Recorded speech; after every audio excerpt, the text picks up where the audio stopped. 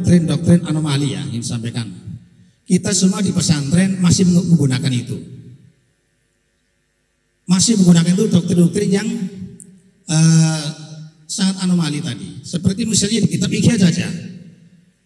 Imam Ghazali juga mengomentari salah satu tanda ulama suk itu yang ulama yang mendekati menjadi penjilat, kasarnya begitulah, penjilat penguasa. Mendekati pada penguasa aja dia nggak ulama suk, apalagi ulama jadi penguasa. Pikiran kita kan seperti itu, tapi doktrin itu masih ada dan sampai sekarang diajarkan.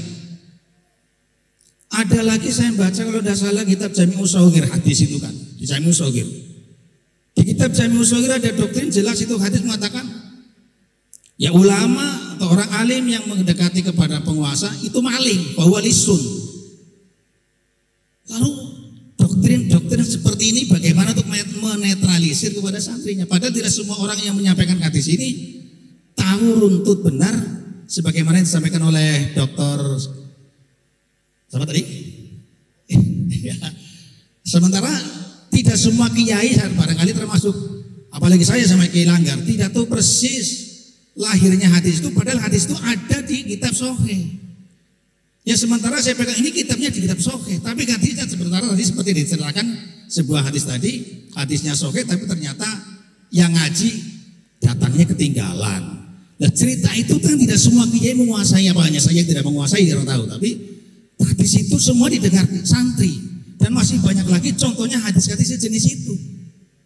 Lalu apa solusinya pesantren untuk mengganti referensi pendidikan pelajarannya? Atau ada mujadid-mujadid yang menetralisir semua doktrin-doktrin seperti di kitab diajarkan di pesantren. Selama itu tidak ada dan kitab itu akan dibaca, ya bisa jadi pemahaman itu akan menjadi doktrin pada santri kita.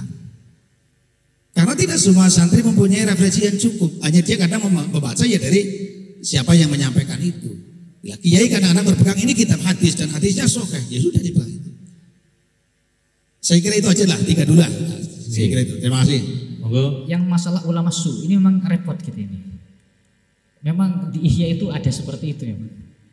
Saya sampai ingat itu fasadur ra'aya bi fasadil muluk wa fasadul muluk bi fasadil ulama.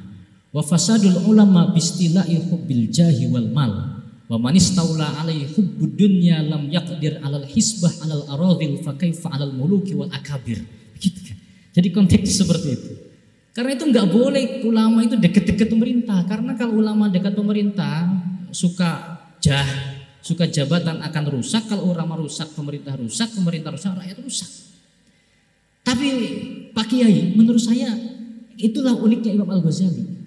Imam Al-Ghazali di satu tempat mengatakan hal seperti itu, tapi di tempat lain Imam Ghazali justru mendorong kita untuk aktif di politik.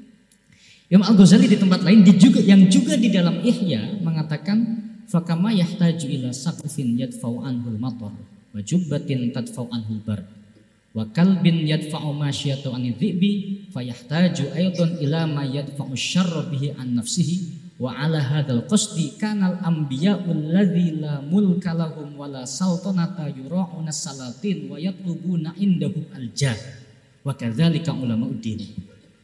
Jadi kalau pakai logika itu kata Imam Al-Ghazali, sebagaimana hal yang kita butuh langit atap untuk melindungi dari hujan, baju untuk melindungi dari dingin, kita juga butuh instrumen agar bisa mengawal kemaslahatan.